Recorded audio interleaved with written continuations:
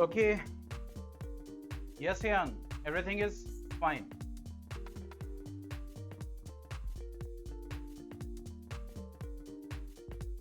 Voice is coming. Screen is coming.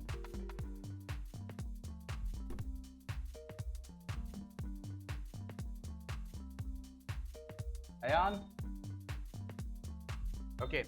So now today coming to the first lecture of forces and laws of motion. ये term 1 का आपका क्या है? Last chapter है physics का, बहुत ही इंटरेस्टिंग है. जनरली क्या होता है कि हम सब्जेक्ट्स को अपनी प्रैक्टिकल लाइफ से कनेक्ट करके नहीं देखते, लेकिन कुछ टॉपिक्स ऐसे होते हैं जो बिना दिमाग लगाए हम अपनी प्रैक्टिकल लाइफ से कनेक्ट करके देख पाते हैं. ये उन चैप्टर्स में से जैसे बायो है. सेल आप पढ़ते हो लेकिन सेल को आप प्रैक्टिकल लाइफ से कनेक्ट नहीं कर पाते, क्योंकि आपने सेल जो है वो देखा है सिर्फ बुक्स में, रियल लाइफ में सेल नहीं देख पाते. लेकिन आजकल जो है बहुत सारी चीजें पॉसिबल है. जैसे यहाँ पे जब हम सेल, अभी आगे सेल ऑर्गेनल्स पढ़ेंगे, तो हम वर्चुअल फॉर्म भी देखेंगे सेल्स का, ठीक है, और रियल फॉर्म भी देखेंगे. हम लोग के जमाने में ये इतना ज्यादा नहीं पॉसिबल होता था. हम लोग के दिमाग में उस सेल का वही डायग्राम बन जाता था. लेकिन जब हम आगे बढ़े, फिर रियलिटी में उस सेल को देखा, तो फिर कहा अच्छा ये तो मतलब एकदम डिफरेंट तो नहीं, लेकिन इतना क्लियर आउट भी नहीं दिखता था कि हमें एक एक फाइबर्स एंड ऑल जैसे बुक में बना होता है. तो इसी तरह फिजिक्स में भी ये ऐसा चैप्टर है, force and laws of motion, जहां पे हम कनेक्ट कर पाते हैं कि अपने प्रैक्टिकल लाइफ से अपने एग्जांपल्स आसपास देखते हैं, तो अच्छा यहाँ पे ये फिजिक्स अप्लाई हो रही है, यहाँ पे ये फिजिक्स अप्लाई हो रही है, इन सारी चीजों को देखते हैं. ठीक है, अभी मैं ये बता रहा था कि जो आपका टीचमेंट ऐप है उस पर एक अपडेट है, बहुत अच्छा अपडेट है. तो क्लासरूम आइकन के बराबर में, क्योंकि लाइव क्लास तो अभी उसी पे चल रही है, आपके पास दोनों अभी ऐप है, अजीजा के भी है और टीचमेंट के भी है. लाइव क्लास हमारी अभी टीचमेंट पे चल रही है. ठीक है, तो वहां पे जब आप जाएंगे नीचे साइड में देखेंगे तो पेंसिल का आइकन बना होगा. जब आप उस पेंसिल के आइकन पे क्लिक करेंगे तो वो फ्री प्रैक्टिस टेस्ट है. मतलब कि वहां पे आपके पास क्वेश्चन बैंक उन्होंने दे दिया, आप चैप्टर वाइज जाके अपने नॉलेज को वहां पे टेस्ट कर सकते हैं. हालांकि अजीजिया में भी सब कुछ है आपके पास. वहां पे आपका स्टडी मटेरियल में जब आप जाएंगे तो lot of questions, lot of papers to solve, यानी आप करते रहो, खत्म नहीं होंगे. ठीक है, लेकिन साथ में एक ऑटोमेटेड सिस्टम भी आपको मिल रहा है, तो आप उस फैसिलिटी का जाके फायदा उठाइए. कुछ चैप्टर्स का अपडेट उन्होंने कर दिया है, जैसे मैंने अभी चेक किया, आज ही मैंने जब ओपन किया 10th की क्लास लेते वक्त, तो मुझे पता चला. ठीक है, तो आप लोग भी जाके उसको देखिएगा, बहुत अच्छा है. बहुत अच्छे से आप अपने कॉन्सेप्ट को चेक कर सकते हैं. पढ़ा, उसके बाद दोबारा अटेंड किया, पिछली बार स्कोर किया मान लो 10, ठीक है, इस बार स्कोर किया 12, फिर स्कोर किया 15, तो इसका मतलब आपके अंदर क्या हो रहा है, इंप्रूवमेंट हो रहा है. ठीक है, तो इन सारी चीजों, ये इस टाइप की जो फैसिलिटी है उसका फायदा जरूर उठाना चाहिए. क्लियर? तो चलिए अब अपने चैप्टर की तरफ बढ़ते हैं. लेट अस सी, सब कुछ रिकॉर्ड हो रहा है. ओके, ध्यान कहां गया, चला गया क्या? ठीक है, चलो. Now coming to the chapter that is forces and laws of motion and laws of. अब देखो, फोर्स जब भी दिमाग में आता है, तो बचपन में एक डेफिनेशन पढ़ी फोर्स की, क्या पढ़ी है हमने? अब देखिए, नोट्स है बोर्ड पे मैं लिख रहा हूं, अब आपको नोट्स कॉपी करने, आप देखिए, तो मैं फिर कॉपी करने के लिए अलग से टाइम नहीं दूंगा. ठीक है, मुझे पता है कि ये जो मैंने लिखा उसमें कितना टाइम लगना चाहिए, और जहां मुझे इंपॉर्टेंट लगेगा मैं रोकूंगा. ठीक है, फोर्स जो बचपन में हमने डेफिनेशन पढ़ी, दैट इज अ पुश और अ पुल. ठीक है, अ पुश और अ पुल. ओके, ये हमने डेफिनेशन में पढ़ी बचपन में, अ पुश और पुल, यानी जब हम किसी चीज को खींचते हैं या फिर किसी चीज को ढकेलते हैं, ठीक है, तो वो क्या कहलाता है, वो फोर्स कहलाता है. और इस फोर्स को होने के लिए, मतलब इस फोर्स को लगने के लिए जो बॉडीज हैं, बॉडीज के बीच में ही फोर्स लगेगा. ठीक है, तो बॉडीज के बीच में इंटरैक्शन होना जरूरी है. इंटरैक्शन होना जरूरी है. ये नहीं मैं यहां पे बैठा हुआ हूं और वो कोई दिल्ली में बैठा हुआ है, बनारस में बैठा हुआ है, मैं पकड़ के उसको खींच लूं, ऐसा तो नहीं होगा, क्योंकि भाग जाएंगे सब लोग और साथ साथ तो पकड़ के खींच, तो मतलब इस टाइप से चीजें हो जाएगी. तो यहाँ पे वही मतलब है कि इंटरैक्शन होना जरूरी है. और अगर उस इंटरैक्शन को देखें तो उस इंटरैक्शन में कांटेक्ट, कुछ इंटरैक्शंस में फोर्स लगने के लिए कांटेक्ट जरूरी है। जैसे देखिए इधर, जैसे Ayaan, am I visible now? Just one confirmation, मैं दिख रहा हूं ना?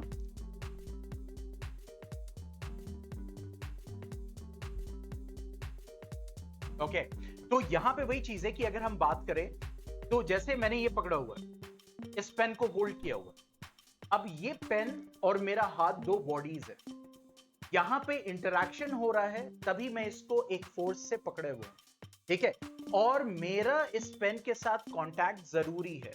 तो इसका मतलब इंटरैक्शन तो हो गई दोनों बॉडीज में, लेकिन ये ऐसा टाइप का फोर्स है जिसको हम कहते हैं मस्कुलर फोर्स। यहां पे मैंने कौन सा फोर्स लगाया हुआ है?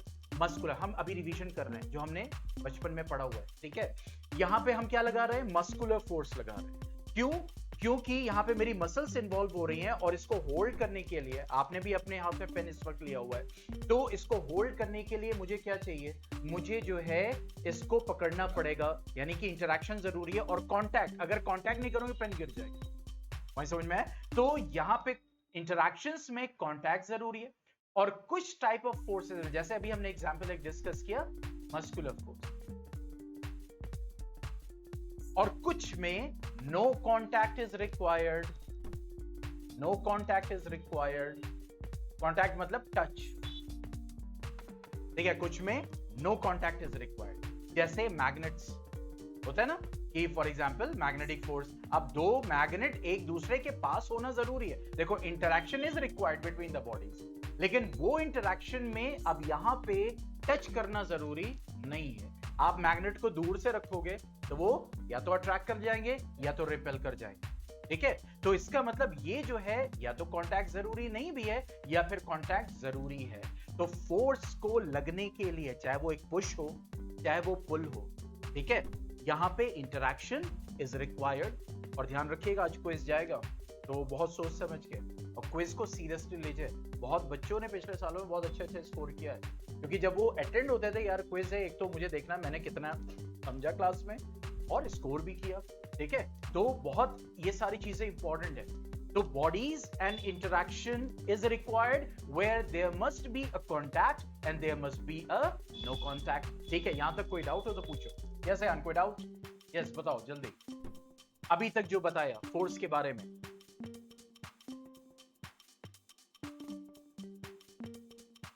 अब आगे बढ़ते हैं।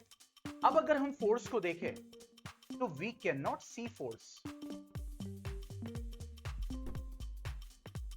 जैसे मैंने भी कहा फोर्स को देखे मतलब टॉपिक को देखे, क्या कि हम फोर्स को देख नहीं सकते। आप फोर्स को नहीं देख सकते, ठीक है। जैसे मिसाल के तौर पर दो मैग्नेट्स एक दूसरे की तरफ अट्रैक्ट हो रहे हैं, तो बीच में जो ये फोर्स लग रहा है आप उसको देख नहीं पा रहे, ठीक है। You not able to see it.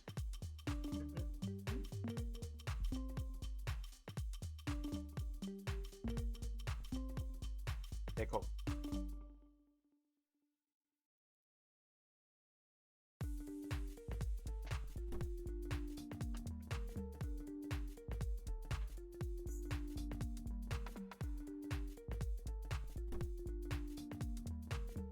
देखो यहाँ पे मैंने दो मैग्नेट रखे हुए, ठीक है। अब मैं जैसे इसको इसके करीब ले जा रहा हूँ, दिख रहा है अयान? Is it visible? अब देखो आप भी देख रहे हो, ऑनलाइन स्टूडेंट भी देख रहे हैं। Is it there is a difference? Only the network issue. But उसके अलावा अगर उसको हम निकाल दें तो दोनों के लिए क्या है? क्लासेस सेम है, ठीक है। Both you are being on the board and the person, yes okay, visible है। तो अब देखो जैसे ही मैं कर रहा हूं तो देखो यहाँ पे क्या हो रहा है? रिपल हो रहा है। यहाँ पे इंटरैक्शन रिक्वायर्ड नहीं है। तो ये जो इसके बीच में फोर्स लग रहा है, क्या देख पा रहे हो? नहीं देख पा रहे। देखिए हम फोर्स को देख नहीं पा रहे, लेकिन कुछ ना कुछ तो दिख रहा है। यानी यहां पे क्या दिख रहा है? फोर्स नहीं दिख रहा है, लेकिन यहां पे मुझे मैग्नेट्स दूर जाते हुए दिखाई दे रहे हैं, ठीक है। मैग्नेट्स दूर जाते दिखाई दे रहे हैं। इसका मतलब क्या हो गया कि we can not see force but we can see the effect of force. यानी हम क्या देख सकते हैं?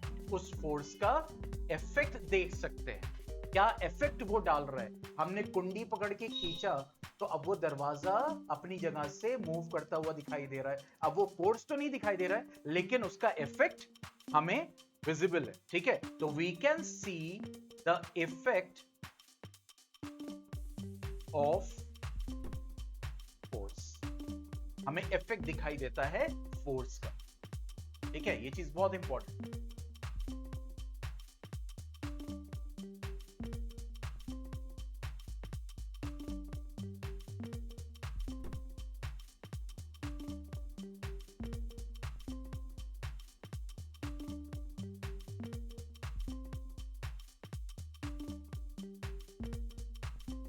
ठीक है, अब ये जो इफेक्ट है हमें किस किस फॉर्म में दिखाई, देखो वही फोर्स की अब डेफिनेशन बन जाएगी, क्योंकि डेफिनेशन क्या होता है जब वो किसी चीज को डिफाइन करे।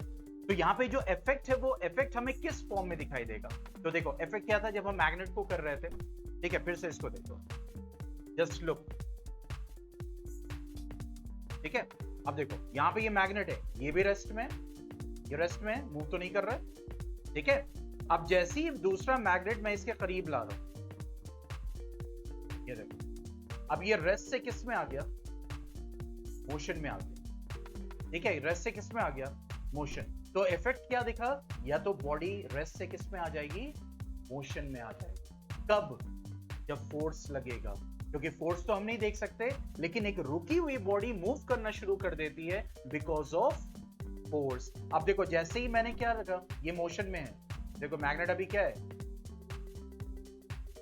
ये देखो तू चल में आई, तू चल में आई, यही हो रहा है, ठीक है। अब देखो अभी मोशन में है, अब क्या हो गया, रुक गया। मैग्नेट मोशन में था, अब क्या हो गया, रुक गया। तो इसका मतलब क्या हो गया कि इफेक्ट हमें किस किस फॉर्म में दिखाई देगा, ठीक है। बॉडी रेस्ट से किस में आएगी, अच्छा ऑफ अयान क्यूरियस हो रहे, ये लो देखो, देखा ऑफलाइन क्लास कल मैंने वीडियो एक बनाई तो है, मैंने टेलीग्राम पे डाली है, उसको शेयर करो अपने फ्रेंड्स के साथ कि देखो हमारी हाइब्रिड क्लासेस कैसे चलती है, ऑफलाइन ऑनलाइन दोनों साथ में कैसे चलते हैं। तो देखो रेस्ट से किस में आ गया, मोशन, ठीक है। उसके बाद हमें इफेक्ट किस फॉर्म में दिखाई देता है, जब कोई मूविंग बॉडी चल रही है, गाड़ी चल रही है, ब्रेक लगा, अब क्या हुआ, रुक गई। तो क्यों रुक गई, फोर्स लगा। अब वो डायरेक्शन में लगा, अपोजिट टू डायरेक्शन, वो सब अब बाद में देखेंगे, लेकिन यहां पे क्या लगा, फोर्स। तो मोशन से किस में आ गया, रेस्ट में आ गया। थर्ड फॉर्म, इफेक्ट किस फॉर्म में दिखाई देता, थर्ड फॉर्म, देखो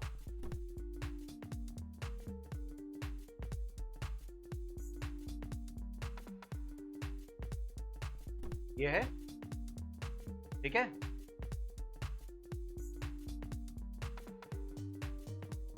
शेप चेंज कर गया, क्यों चेंज किया, फोर्स लगा, फोर्स दिखा नहीं दिखा, लेकिन शेप चेंज होता हुआ दिख गया। कोई भारी भरकम हो, सोफे पे बैठता है, चों से एक आवाज भी आती है, और फिर सोफे का देखो क्या हाल होता है। देखिए इसी तरह गद्दे पे आप सोते रहो, तो देखो जिस तरफ आप ज्यादा सो रहे होगे उसका शेप क्या हो जाएगा, चेंज, क्योंकि आपकी बॉडी क्या है, भारी है, और लगातार उसके ऊपर वेट पड़ रहा है। वेट क्या होता है, फोर्स होता है, ठीक है। तो इसका मतलब क्या हो गया कि अगर फोर्स हमें दिखाई दे रहा है, ठीक है, तो सॉरी फोर्स नहीं दिखाई दे रहा है, तो हमें शेप चेंज होता हुआ दिखाई दे रहा है, ये भी हमें इफेक्ट दिखाई देता है, ठीक है। तो बॉडी रेस्ट से मोशन में आ जाए, बॉडी मोशन से रेस्ट में आ जाए, या फिर उसका क्या हो जाए, शेप चेंज हो जाए, या फिर डायरेक्शन। कोहली बैटिंग पे है, ठीक है। अब मैं क्रिकेट बहुत ज्यादा नहीं देखता, आजकल कौन चल रहा है बॉलर सबसे, मेरे वक्त में तो ब्रिटली था, शोएब अख्तर था, फास्टेस्ट बॉलर। तुम लोग बताओ इस वक्त कौन है fastest bowler of the world.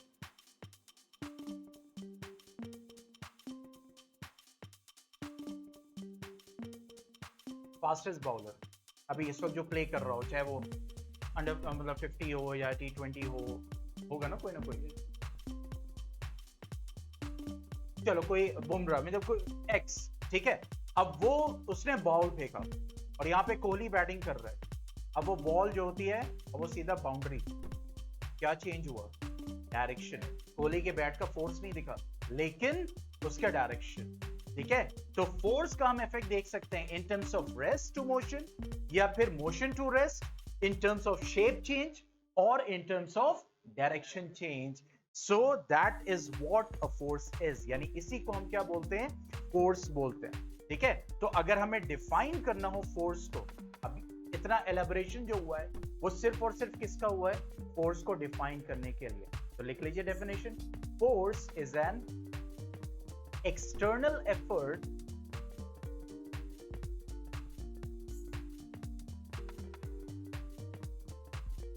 in the form of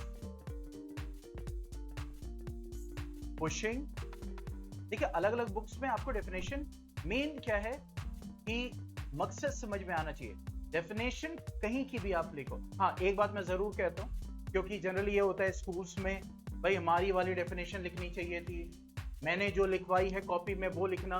तो मैं आप लोग से यही कहता हूं बेटा स्कूल में वही लिख दो, लेकिन डेफिनेशन आपकी क्लियर होनी चाहिए जो उस चीज को डिफाइन हो। मैं यही कहता हूं स्कूल में जो स्कूल की कॉपी में लिखाया गया वही लिखो, वही याद करो। ठीक है, अभी मुझसे कहोगे फोर्स को डिफाइन करने के लिए, मैं 10 तरीके से डिफाइन कर सकता हूं इसको। ठीक है, लेकिन एक ऐसी डेफिनेशन लाते हैं जो मुझे अच्छी लगती है, जो उसको कंप्लीटली डिफाइन कर सकती है। तो force is an external effect in terms of, यानी in the form of pushing और pulling etcetera, which can change the state of rest or motion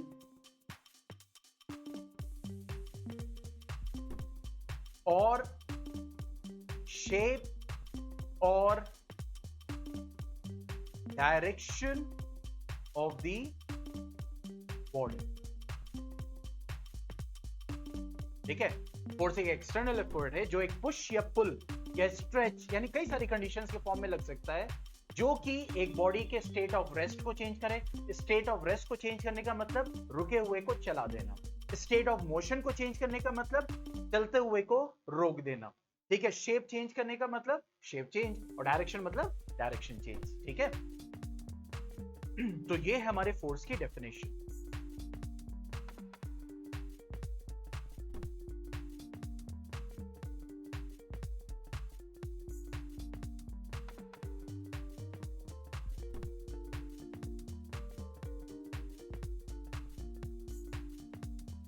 अब आते हैं टाइप्स ऑफ फोर्स, और ये टॉपिक बहुत ही सिंपल है but it is very important. Newton's law में बहुत इंपॉर्टेंट रोल प्ले करेगा। अभी जब मैं बताऊंगा कहेंगे अरे ये तो बड़ा सिंपल है, लेकिन समझना बहुत जरूरी है। That is we are talking about balance forces, balance force and unbalance. इसी का सब रोल है, बैलेंस फोर्स एंड अनबैलेंस।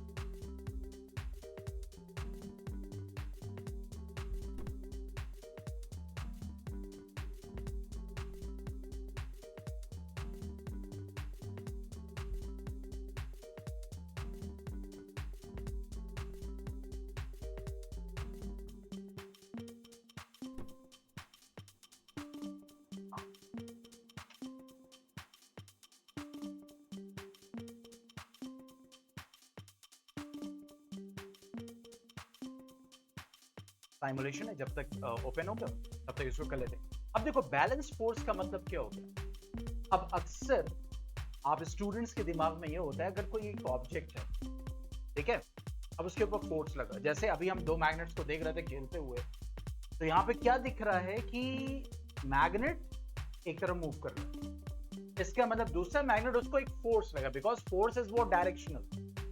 ठीक है, हमारे दिमाग में ये बैठ जाता है कि इसका मतलब ये जो मैग्नेटिक फोर्स है बस ये फोर्स लग रहा है, लेकिन सिर्फ ये फोर्स नहीं लग रहा बॉडी पर, उसके अलावा भी फोर्सेस लग रहे हैं बॉडी पर। ठीक है, जैसे उस मैग्नेट का वजन है, जैसे फॉर एग्जांपल अभी ये सब मेरे टेबल पे, आपकी टेबल पे, अभी जो ऑनलाइन स्टूडेंट्स हैं उनकी टेबल पे लैपटॉप रखा है या फिर मोबाइल रखा है या फिर बुक रखा हुआ है, वो बुक वहीं की वहीं है, मोबाइल वहीं के वहीं है। जैसे अगर मैं बात करूं ये टेबल की, say this.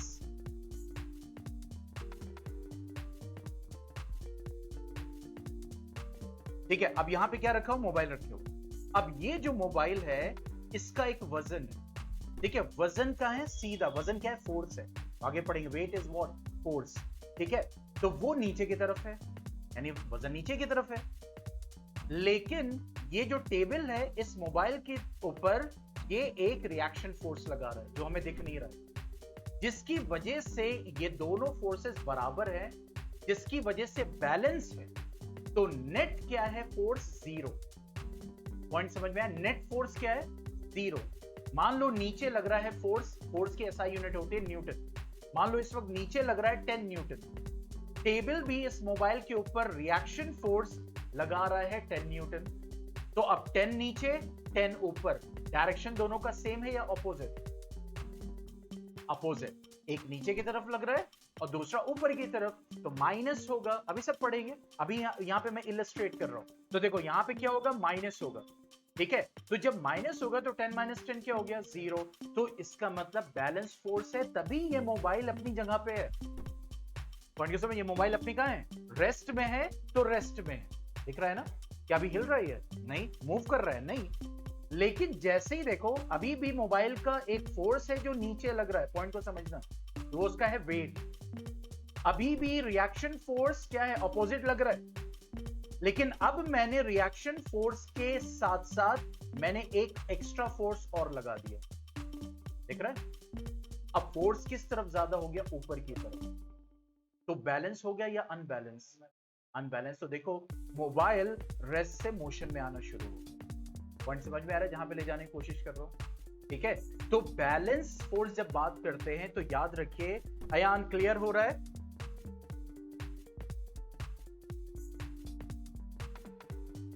ठीक है। तो बैलेंस फोर्स की जब हम बात करते हैं तो इसका मतलब ये हो गया, हमारे दिमाग में होना चाहिए कि उस बॉडी पे सिर्फ एक ही फोर्स नहीं लग रहा, there are other forces also which are acting upon. तो जब वो जितने भी फोर्सेस उस बॉडी पे लग रहे हैं वो जब कैंसिल आउट होके अगर जीरो आ जाए, यानी फोर्सेस का नेट जीरो आ जाए, तो वो क्या कहलाएगा, बैलेंस फोर्स। और जब भी बैलेंस फोर्स होगा तो कभी भी इफेक्ट आपको नहीं दिखाई देगा, कभी भी इफेक्ट नहीं दिखाई देगा। जैसे मेरा लैपटॉप की जो स्क्रीन है इस वक्त ओपन, क्यों, क्योंकि उसके ऊपर जितने भी फोर्सेस लग रहे हैं, नीचे की तरफ, ऊपर की तरफ, एक हिंज है जो मैंने ऊपर ऐसे किया, देखो लैपटॉप की तरफ क्या है, ये हिंज है, मैंने इसको ऐसे करके ओपन किया, तो मैंने एक्स्ट्रा फोर्स लगाया हुआ है ना, ठीक है, तभी जाके ये ओपन हुआ, ठीक है। तो अब ये हिंज इसको कंट्रोल किए हुए, ठीक है, एक फोर्स लगा के कंट्रोल किए हुए।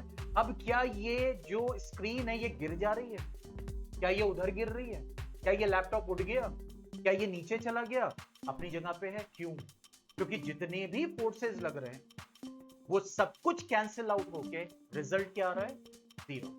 लेकिन जैसे ही मैं आपकी क्लासेस लूंगा उसके बाद जब सब बंद करूंगा तो मैं यहां पे एक एक्स्ट्रा फोर्स लगाऊंगा, ठीक है, और इस तरफ ढकेलूंगा, तो ये जो रेस्ट में है अब क्या आ जाएगा, मोशन में। क्यों आया, क्योंकि अब नेट क्या है, जीरो नहीं है, कुछ ना कुछ इफेक्ट दिखा है और वो फोर्सेस क्या हो गए, अनबैलेंस्ड हो। तो क्या पता चला यहां से, ये जो मैंने इतनी सारे इलस्ट्रेशन दिया उससे ये पता चला है कि जो फोर्स का इफेक्ट होता है, पॉइंट को समझना, फोर्स का जो इफेक्ट दिख रहा है कि बॉडी रेस्ट से किस में आ गई, मोशन में, मोशन से किस में आ गई, रेस्ट में, शेप चेंज हो गया, ठीक है, या फिर डायरेक्शन चेंज हो गया, ये तब दिखाई देगा जब उसके ऊपर क्या लग रहा होगा, अनबैलेंस। अगर बैलेंस फोर्स जब तक लगता रहेगा, अब एक बस चल रही है, आप उसको अंदर से ढकेलो तो क्या बस जो है वो तेज और हो जाएगी, नहीं होगी, बिकॉज वहां पे आप फोर्स तो लगा रहे हो ना, यानी बस इस डायरेक्शन में चल रही है, खिड़की जब आगे गए शीशे पे बड़ा सा ग्लास लगा हुआ है, अरे भैया तेज चलाओ, ड्राइवर कह रहा है इससे ज्यादा स्पीड नहीं है, चलो सुपरमैन बन जाता, अंदर से ढकेल लो, तो क्या होगा, फर्क पड़ेगा कुछ, फोर्स तो लग रहा है ना, पर क्यों नहीं पड़ रहा है, बैलेंस हो जा रहा है, वही समझ में है। लेकिन आप पीछे चले जाओ बस से उतर के और फिर वहां एक बड़ा उससे बड़ी एक गाड़ी लो और पीछे से फोर्स लगाओ बस के ऊपर, क्या उसकी स्पीड बढ़ेगी, बढ़ जाएगी ना, क्यों बढ़ी, क्योंकि अब बैलेंस नहीं रहा, अनबैलेंस। पॉइंट समझ में है? तो जो फोर्स का इफेक्ट, क्योंकि अब देखो अब 9th क्लास में पढ़ रहे हैं, अभी ये पढ़ा था बैलेंस अनबैलेंस फोर्स, डेफिनेशन याद किया, net balance force, net force is zero that is balance force, net force is not zero that is unbalance force.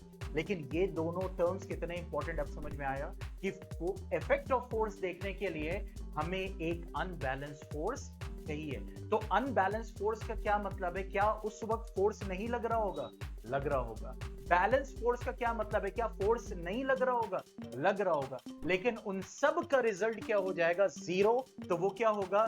Balance, और हमें कोई भी इफेक्ट ऑफ फोर्स नहीं दिखाई देगा। और जब net balance, net force zero नहीं होगा, जीरो नहीं है, कोई ना कोई वैल्यू है, तो वहां पे हमें क्या दिखाई देगा? इफेक्ट ऑफ फोर्स दिखाई देगा। यानी बॉडी रेस्ट से मूव करती हुई दिखाई देगी, मूव से रेस्ट में आती हुई दिखाई देगी, डायरेक्शन चेंज होता हुआ दिखाई देगा, या फिर शेप चेंज होता दिखाई देगा।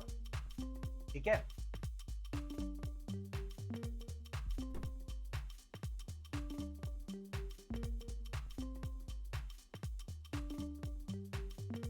और ये सब न्यूज़इन्फो पे अवेलेबल, आप लोग खुद जाके प्रैक्टिस कर सकते हैं। यही मैंने कहा ना, इतना सब कुछ है आप लोगों के लिए, आप जाके एक्सप्लोर करो। पढ़ने में मजा, ये सारी चीजें मैंने डाल रखी है। न्यूज़इन्फो पे जाओ, साइन अप करो, इन सारी चीजों को रोजाना टाइम मिले संडे में, अच्छा यार ये टॉपिक पढ़ा था, चलो इसको प्रैक्टिस करके देखते हैं। ये सब वर्चुअल लैब्स, और ये सब ओपन सोर्स है, फ्री सोर्स है। पॉइंट समझ में आया? ये फेड का है, इसी तरह वो लैब्स है, वो भी फ्री है for all, for teachers, for students. Just sign up और आप यूज करना, अपने कॉन्सेप्ट्स को समझना शुरू कर दीजिए। टेकिंग कोई टाइम, चलो कोई बात नहीं, अभी डेफिनेशन पे देख लेते हैं। तो बैलेंस फोर्स क्या हो गया? Means when the resultant of all forces acting on a body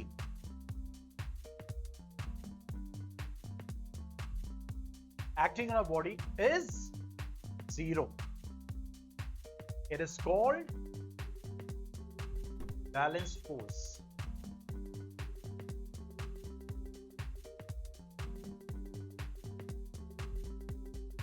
And when the resultant of all forces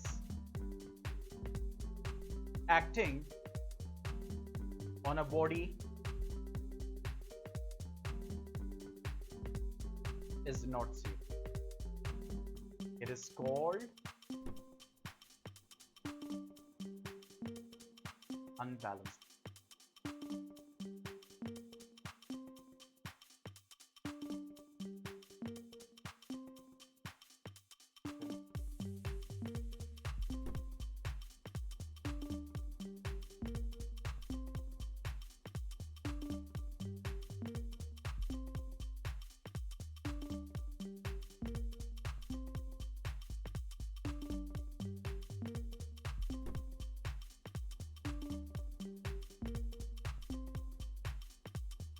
जैसे यहाँ पे एक और एग्जांपल लेते हैं। जैसे अब बस है, आप गए, आपको जाना है गोरखपुर, या आपको जाना है बनारस, या आपको जाना है इस वक्त मऊ, वहाँ पे बस खड़ी हुई मिलती है, ड्राइवर स्टार्ट करता है, अब बस रेस्ट से किस में आ जाती है? मोशन में। तो क्यों आए? क्योंकि वहाँ पे फोर्स लगा। कैसा?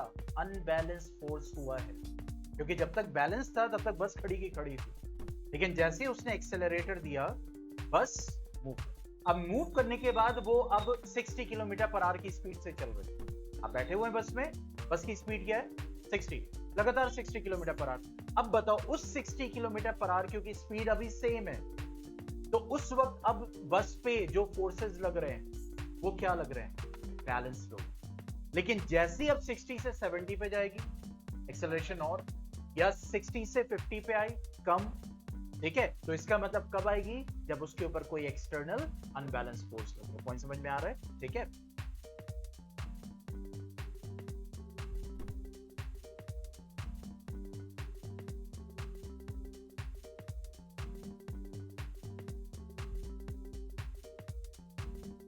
जैसे यहाँ पे एक वर्चुअल लैब है, उसका एक एग्जांपल दिखाएंगे, फिर आगे बढ़ेंगे। तो जब मैं इसको पहले ओपन कर लूं, नहीं तो फोर्सेस,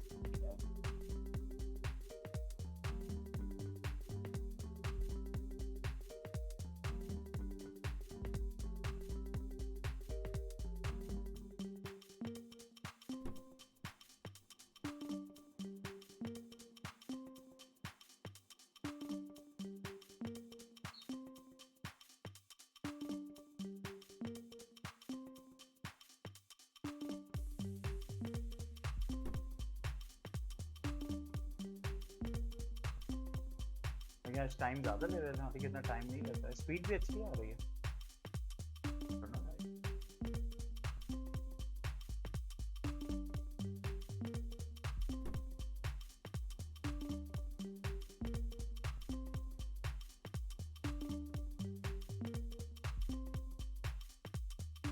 ऑन हो जाओ जल्दी जल्दी जल्दी जल्दी।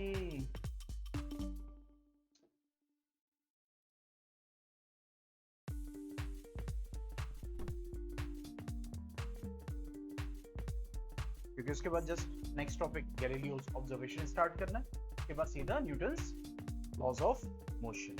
इसीलिए जरूरी था, लेकिन पता नहीं क्या ओपनिंग राइट नाउ।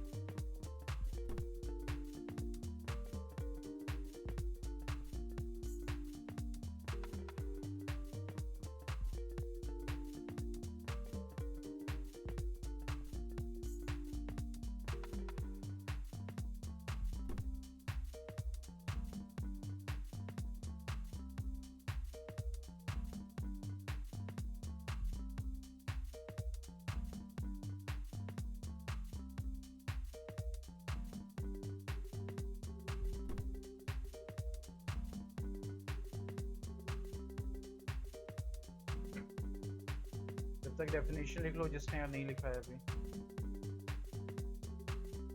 टाइम नहीं लेना चाहिए बेसिक साइमुलेशन में।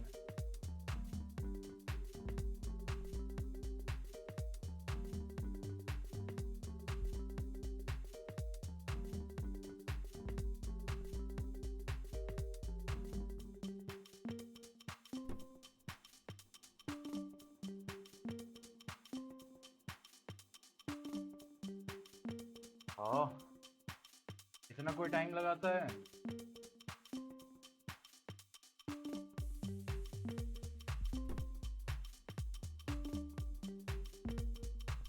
कोई इशू है? चलो देखते हैं, नहीं हो तो फिर आके वापस उसको समझ लेंगे। ठीक है, चलो नेक्स्ट टॉपिक पे बढ़ते हैं। कोई इशू है तभी वो ओपन नहीं हो रहा है, भाई उसको ओपन पे ही रखते हैं। Now coming to Galileo's observation.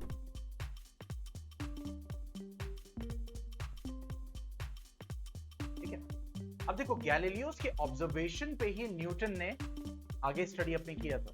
ठीक है, तो गैलीलियोस का ये ऑब्जर्वेशन बहुत ही इंपॉर्टेंट है। उसने क्या किया, एक प्लेन लिया, प्लेन मतलब जैसे एक पटरा या इस टाइप की चीज, ठीक है, और सेम एंगल पे दूसरा पटरा लिया, ठीक है, मान लो, और ये हमारी हॉरिजॉन्टल लाइन,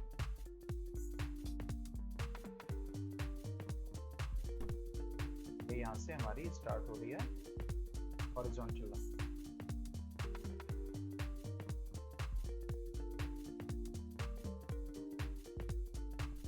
लिया, फिर उसके बाद ठीक है, अब यहां पे उसने एक बॉल ली,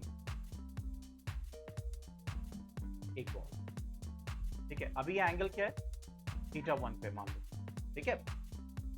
उसने क्या ऑब्जर्व किया, बॉल अभी पकड़े हुए, लेकिन जैसे ही छोड़ा, ठीक है, अब बॉल मूव करना शुरू हुई। जब तक पकड़े हुआ था बॉल रेस्ट की रेस्ट में थी, इसका मतलब तब क्या था, बैलेंस फोर्स काम कर रहा था, अनबैलेंस बैलेंस। लेकिन जैसे ही उसने छोड़ा तो फोर्स अनबैलेंस हुआ, जिसकी वजह से बॉल मूव करना शुरू की, और मूव करके, क्योंकि जब आप सामने एक और पटरा लगा दोगे तो बॉल चढ़ के ऊपर जाएगी, ठीक है, it reaches to a height, यहां पहुंची, ठीक है। फिर इसको और क्यूरियोसिटी, उसने क्या किया, एंगल और थोड़ा सा कम किया, ठीक है, सेम बॉल की पोजीशन पे गया वहां पे, और अब ये एंगल हो गया θ2, यानी एंगल चेंज किया।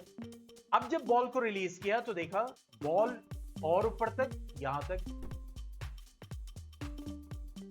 ठीक है, यानी छोड़ा, उसके बाद फिर उसने क्या किया, एंगल को और कम किया, मींस दैट इज θ3। अब देखो, θ1 is greater than θ2 is greater than θ3, ठीक है, एंगल कम होता चला जाए। लेकिन उसने क्या ऑब्जर्व किया कि बॉल जो है वो it reaches to the height, मतलब आके फिर उसके बाद उस हाइट तक गई। इसी तरीके से उसने फिर एंगल चेंज करता चला गया, ठीक है, जैसे जैसे एंगल कम होता चला जा रहा था, वैसे मान लो इस वक्त स्पीड इसकी v1 थी, तो अब इसकी स्पीड बढ़ गई, क्या हो गई v2। अब इसकी स्पीड क्या हो गई, तो उसने कहा कि अगर हम धीरे धीरे करते करते अगर सीधी जमीन पे आ गए तो फिर ये बॉल मूव करती चली जाएगी। क्या हो गया, आपने छोड़ा, अब ये बॉल मूव करती चली जाएगी। कब तक, जब तक कि उसके ऊपर कोई अनबैलेंस फोर्स नहीं लगेगा। जब तक बैलेंस फोर्स लगता रहेगा तब तक वो मूव करती रहेगी, लेकिन जैसे ही अनबैलेंस फोर्स लगेगा एक वक्त पे जाके ये क्या कर जाएगी। बहुत बड़ा ऑब्जर्वेशन था, ठीक है, क्योंकि यहां पे देखो, जैसे मिसाल के तौर पर आपने बॉल फेंका, घास में जाके रुक जाती है, क्यों, क्योंकि उसके ऊपर घास एक ऑपोजिट फोर्स लगा रहा होता है। ठीक है, जैसे मिसाल मैं यहां से जाऊं, आप उधर से मुझे ढकेलो, तो मैं क्या होऊंगा, धीरे धीरे धीरे धीरे धीरे मेरी स्पीड क्या हो जाएगी, कम हो जाएगी। तो उसी तरह से जब बॉल ग्राउंड में घास के ऊपर जाती है तो क्या होता है, जैसे यहां पे ये बॉल है, ठीक है, और ये घास,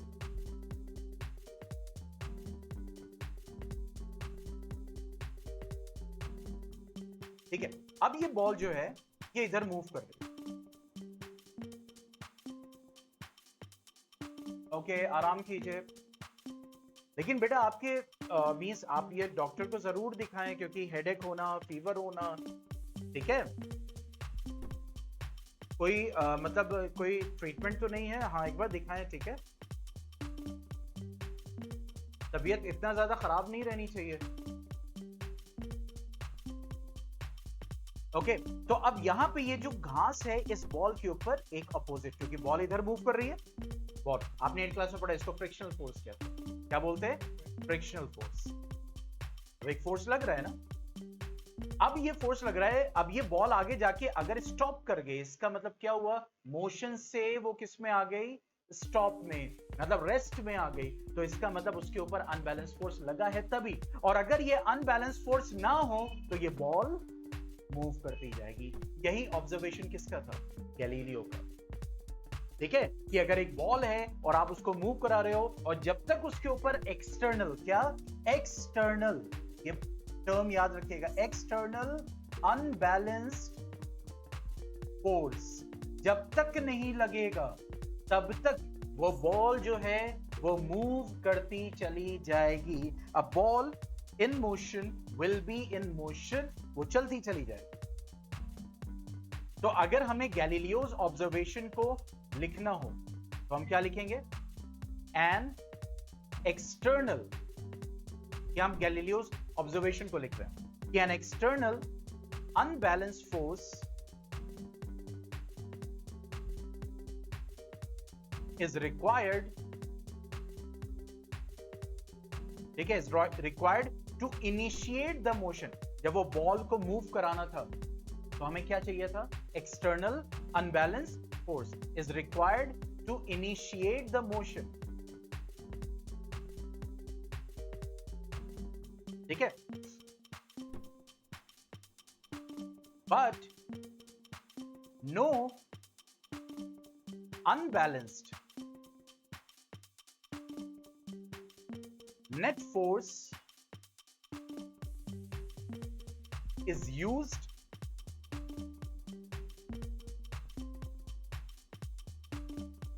or needed to sustain the uniform motion, that is the body, इस स्टेटमेंट को सिंपल फॉर्म में लिखवा दे रहा हूं, that is the body will be in motion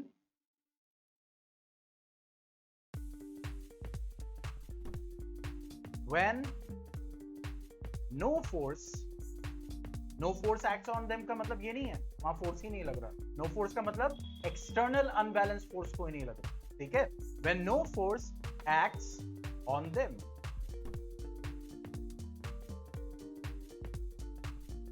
ठीक है, ये है गैलीलियोस ऑब्जर्वेशन कि एक अनबैलेंस फोर्स रिक्वायर्ड था, लेकिन उसके बाद अगर हम यानी उसको यूनिफॉर्म मोशन में ही वो मूव करता चला जा रहा है, मूव करता जा रहा है, मूव करता जा रहा है, रुक ही नहीं रहा है, इसका मतलब उस वक्त क्या लग रहा है, उसके ऊपर बैलेंस फोर्स और जब तक उसके ऊपर कोई एक्सटर्नल अनबैलेंस फोर्स नहीं आएगा वो चलता ही रहेगा, रुकेगा ही नहीं।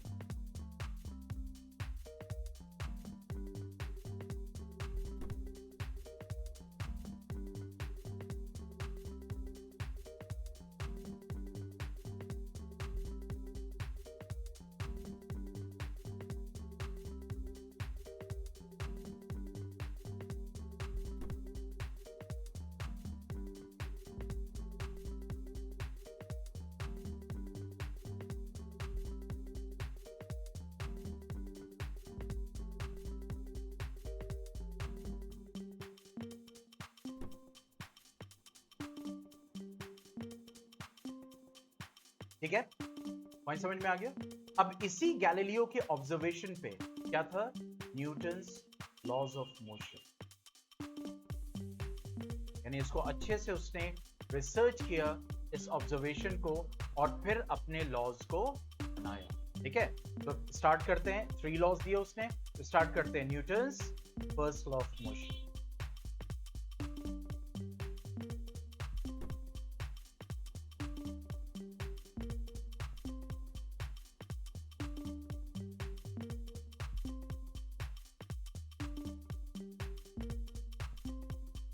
Newton first law of motion क्या कहता है, a body at rest will be at rest,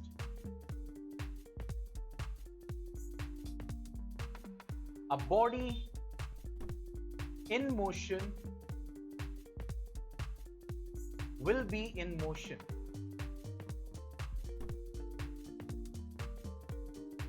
until and unless, कब तक, until and unless an external unbalanced force acts on it। ये फर्स्ट है, यानी बॉडी रेस्ट में है वो रेस्ट में रहेगी, बॉडी मोशन में है वो मोशन में ही रहेगी, कब तक, जब तक कि उसके ऊपर कोई बाहरी अनबैलेंस फोर्स नहीं लगता। ये है हमारा Newton first law of motion. और Newton first law of motion, देखो यही फोर्स की डेफिनेशन है ना, हम क्या पढ़ रहे थे फोर्स में, कि फोर्स एक पुश या पुल है जो क्या करता है, बॉडी को रेस्ट से मोशन में लाता है, मोशन से रेस्ट में लाता है, डायरेक्शन चेंज करता है या फिर शेप चेंज करता है। तो यही तो चीज ये भी कह रहा है, तो इसीलिए कहते हैं कि Newton first law it defines force, ये फोर्स को क्या करता है, डिफाइन करता है। ऑलरेडी हम एग्जांपल्स बहुत सारे देख चुके हैं, ठीक है।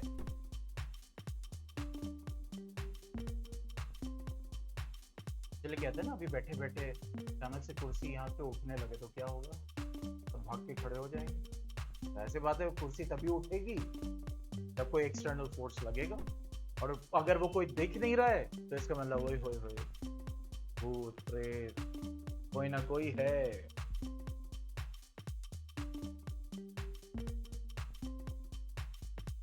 तो पता है मेरे साथ इंसिडेंट हुआ था, आप लोग डर जाओगे अगर डरते हो तो, मैं तो नहीं डरता, मेरे साथ इंसिडेंट हुआ था and that was very surprising.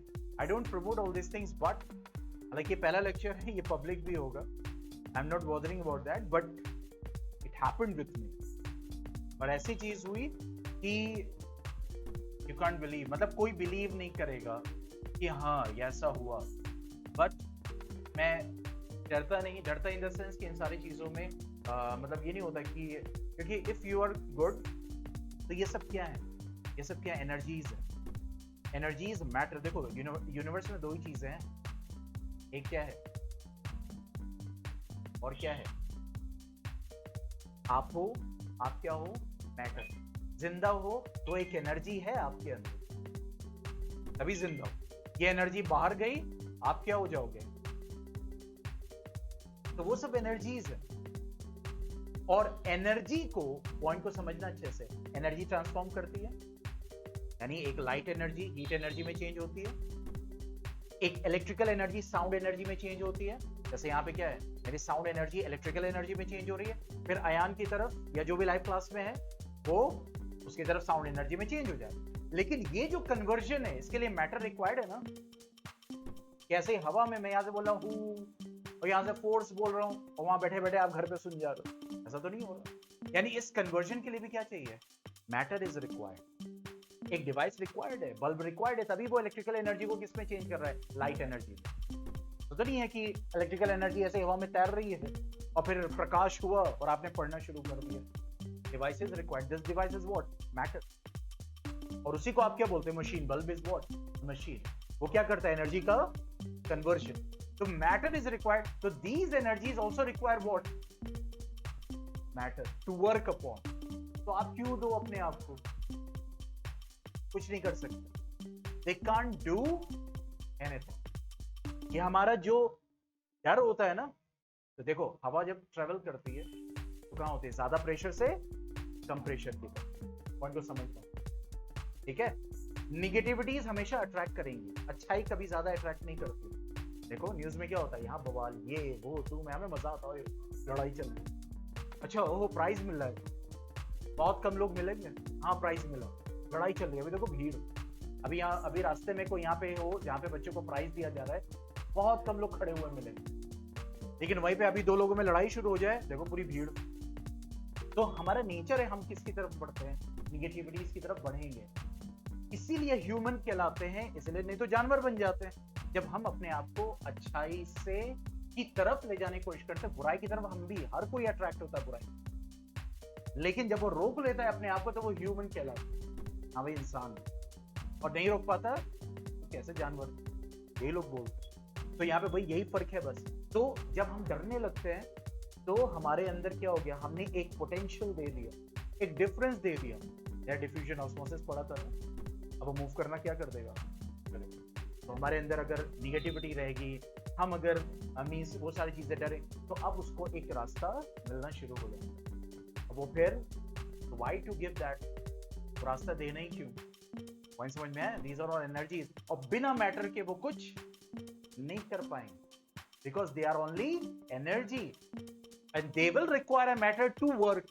काम करने के लिए अगर उन्हें डलाना भी है, ये भी करना है, तब भी उनको एक मैटर चाहिए। इसीलिए they search in search of, तभी animals they are search of humans, और इन सारी चीजों के सर्च पे रहते हैं और they put on their work. ठीक है, तो इस पे डरने की बात है नहीं है, व्हाई टू डू दैट।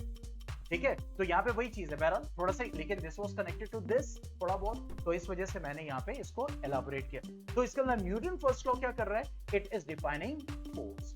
तो आज जो है हम यहाँ पे अभी स्टॉप करते हैं। जब आप नेक्स्ट क्लास में फिजिक्स में आएंगे, कल हम क्या पढ़ेंगे, इश्यूज। ठीक है, इश्यूज स्टार्ट करेंगे, ये आप पढ़ के आएंगे, inertia and Newton first of law, या इनर्शिया एंड, ये टॉपिक को देख के आएंगे। बहुत छोटा चैप्टर है, बहुत जल्दी फिनिश हो जाता है। ठीक है, यहाँ इसमें सिर्फ थ्योरी ज्यादा है।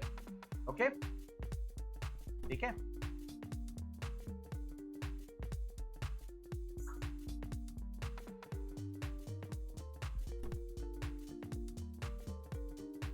तो आज क्विज जाएगा, ऐप पे एक्टिव रहिए, इसलिए मैं कह रहा हूँ क्योंकि सारे असाइनमेंट्स, क्विज, सब कुछ उसी पे जाएगा। जो अनाउंसमेंट है उसी में अब एक साथ, पहले अलग अलग चैट में जाता था, अब उसी अनाउंसमेंट है जहाँ आपकी डेली क्लास रिपोर्ट जाती है। ठीक है, वहीं पे आपको क्विज का लिंक भी मिलेगा और वहीं आप लोग की एंट्री डिटेल सब कुछ जो होता है अब एक अनाउंसमेंट में ही सब सम अप हो जाता है। ठीक है, डेली क्लास रिपोर्ट, अगर वहां पे लिखा भी होता है असाइनमेंट गिवन या quiz link will be shared, तो अब जब जनरेट हो जाएगा तभी वो रिपोर्ट आपके तक पहुंचेगी। और कभी कभी क्या होता है, जब अपडेट करते हैं तब आपको सेकेंड अनाउंसमेंट भी जाता है, तो इसलिए उस पर एक्टिव रहना है। दूसरा, कभी कभी इमरजेंसी मैसेजेस के लिए, फॉर एग्जाम्पल कोई ऐसी चीज़ हो, मैं क्लास नहीं ले रहा हूँ आज, तो उस इमरजेंसी मैसेज में तो आप आओगे, तो पता चला बंद, फिर वापस, तो आपका टाइम नहीं वेस्ट होना। ठीक है।